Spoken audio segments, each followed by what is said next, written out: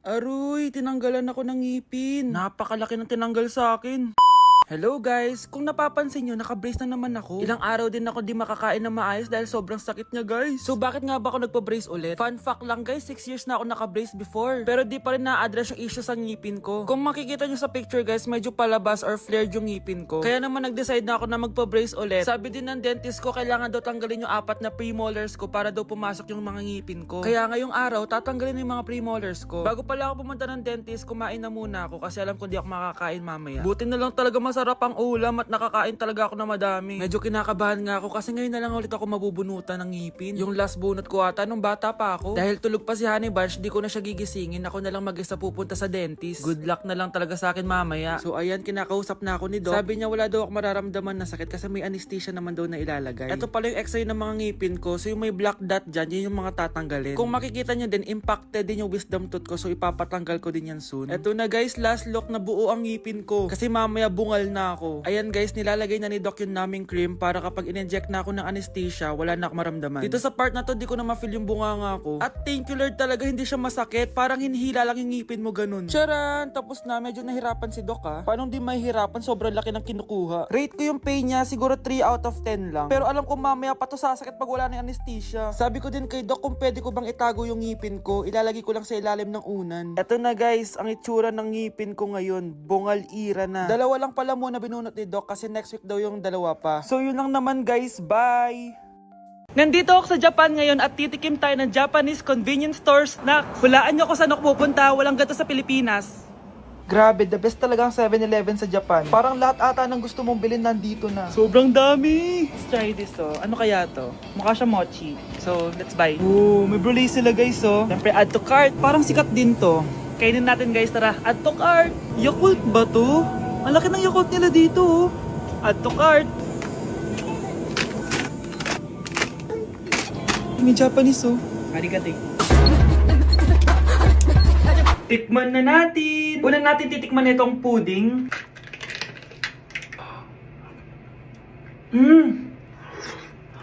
Lasa siyang lotion. Lasang lotion na! I'll give it 6 out of 10. Next, chips na lasang spinach pizza. Parang maanghang siya. Kalasa nga guys. Sarap. 7 out of 10 to. Yung kamay. Sa mga drinks naman, so first, ito. Alam niyo yung sa Kmart, yung banana na nalagay ko dyan. Ganun yung lasa niya, pero hindi masyadong matamis. So, 7 out of 10. Favorite. Next, ito guys, super cute na ito, kaya kinuha ko. So, parang siyang mochi. Pero di ko alam kung ito, wala kasi siyang English subtitle. Ang cute niya! Tapos amoy sabon. Alam mo yung Kojic, ganun. Ganun yung amoy niya. So, ito yung itsura niya. Candy ata to eh. Para kang ngumunguya ng sabon. 3 out of 10 ka lang, be. Okay, next, itong Pringles na lasang chicken barbecue. Ba't may ganun? Amoy na natin. Amoy biryani. Actually, masarap siya. Alam mo yung biryani na chicken, ganun yung lasa niya pero Pringles. 7.5 out of 10 to. Next, itong Jollibee na parang sweet potato. Ano natin? Mukha talaga siyang fries. Ayan. Parang nanak malasahan sa lahat ng mga kinain ko. Masarap siya, pero wala siyang lasa. So, Yan. 5 out of 10. Hindi ko siya bibilin ulit. Next is yung dessert natin, tong brulee. Brulee? Ayan, ayan yung tsura niya guys. And alam ko, binabasag to. Yun o. Ayan, oh, ayun o. Ang tamis masyado. Tamis. Favorite niya to eh. Okay, last natin is yung Yakult. Lasang Yakult. Nga mas marami lang. So yun lang naman. Kung gusto nyo ng part 2, mag-rate pa ako ng ibang Japanese food dito. So comment lang kayo sa baba. Okay class, settle down. Ibibigay ko na yung mga exam nyo. Okay, get one and pass. Ma'am, sorry I'm late. Class, anong sabi ko kapag late na dumating? Hindi po mag-e-exam. Tama! So, bawal ka na mag-exam, Scarlett. Hi, ma'am. Nandito na ako. Medyo na-traffic eh. Oh, Jessica, buti nakahabol ka. Oh, eto. Pinag-reserve ko to ng test paper. Mag-exam ka na. Thank you, ma'am. Lo, ang unfair. Bakit si Jessica pwede mag-exam kahit late? Iba kasi si Jessica. Hindi mo siya kagaya. Okay, class. Nagets niyo ba yung lesson? Naiihi ako. Ma'am, may I go to the CR? Kita mo nag-lesson ako, di ba? Makakahintay ang ihi mo. Tapos kapag bumagsak, magreklamo. Ma'am, pwede ba akong mag-CR? Sure, Jessica. Umihi ka na. Take your time, ha? Yay! Thank you, ma'am. Ma'am, may favoritism ka. Kapag si Jessica pwede, ano ba meron sa kanya? Basta. Pwede ba? Huwag kang bastos. Nag-discuss ako, di ba? Okay, class. Next topic. Okay, class. Ang bagong top 1 dito sa klase ay si Jessica. Ha? Ma'am, paano siya naging top 1? Eh ako yung pinakamataas na grade sa aming dalawa. May mga special grades kasi siya at wala ka nun. Anong special grades? Yan ba yung pagbibigay sa'yo ng pera ng magulang ni Jessica? Kaya siguro favorite mo siya. Ano pinagsasabi mo, Scarlett? Alam ko namang mahirap tanggapin na natalo kita. Hindi ka patitigil, Scarlett, ha? Gusto mo dalhin kita sa principal's office? Sige, punta tayo sa principal's office. Ipapakita ko lang tong chat nyo ng magulang ni Jessica. Ito ebidensya, oh. Nagbigay sila ng 100,000 sa'yo. Burahin mo yan! Humanda kayong dalawa sa akin. Ano ba? Be, boyfriend ko nga pala. Ang pogi, no? Hi, Scarlett! Pogi ba yan? Mukhang talampakan. Oo, be. May itsura siya. Oh, di ba? Mukhang Korean. Be, ang ganda ng makeup ko, no? Slay, di ba? Slay ba yan? Mukhang pampatay yung makeup. Oo, be. Slay! Di ba? Pwede na ako maging makeup artist. Makeup artist ng mga patay. Akin ka na lang. Ganda ng boses ko, no? Oo, be. Ang lamig ng boses mo. Ano kaya maganda i-cover next? Siguro cover your mouth na lang.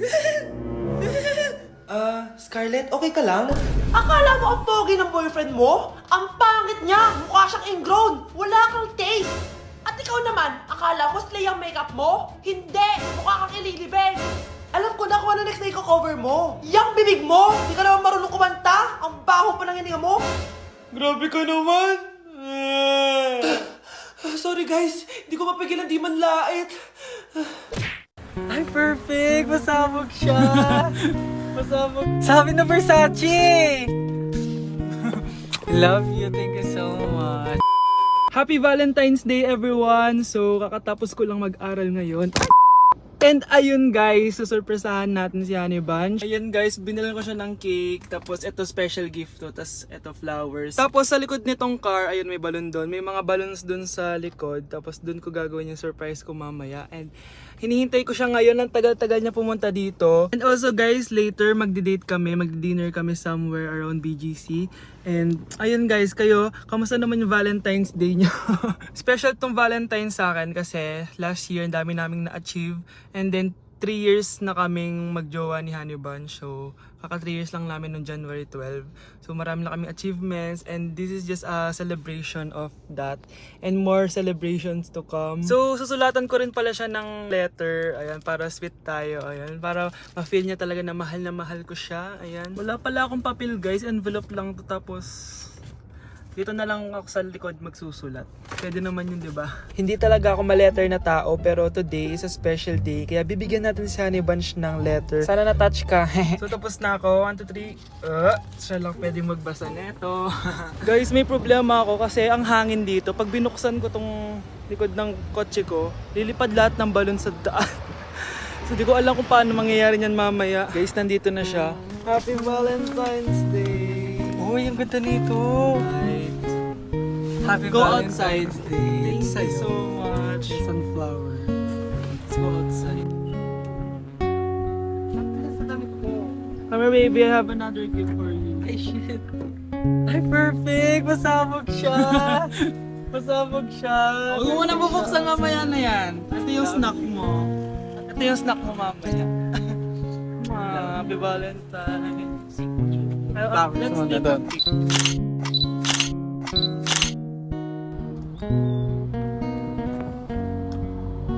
So guys, may dala pa pala siyang flowers. Matagal na sinasabi ni Honey Bunch na gustong gusto niya daw yung amoy na naaamoy niya sa mga mall. So ayan, binilan ko na siya finally. Masyadong maganda yung lalagyan. Ay! Perfume to, no? Sabi na Versace! Hala, thank you! Di ba gusto mo yan? Oo! Perfume ka na. Pakita Bawal ko humingi sa Pakita mo. Hindi ko pwedeng humingi sa akin. Love you, thank you so much. Super pasabog siya. This year siya pasabog. Last year wala siyang pasabog. Pero okay lang. May pasabog siya this year. I love Let's eat you. na ba muna here? Go lang. A letter for you. Pero Babasahin natin siya para mag-recharge sa sarili. No! Basta ikaw lang for your eyes only. Ano lang, simple message lang for you. So after nun, ayan, kumain na kami dahil nagutom na kami dalawa. Kumain kami sa Japanese restaurant kasi nag-crave daw siya ng Japanese food. So dipindot pala dito pag mag-order, guys. Nagpabili nga pala siya ng California Maki tsaka yung chicken. Hindi ko alam kung anong tawag dun. Ayan, so sana nag-enjoy ka naman, Honey Bunch, and I love you so much. More achievements to come and sana di pa tayo mamatay, no? So ayun lang naman, guys. Thank you for watching this video. Bye!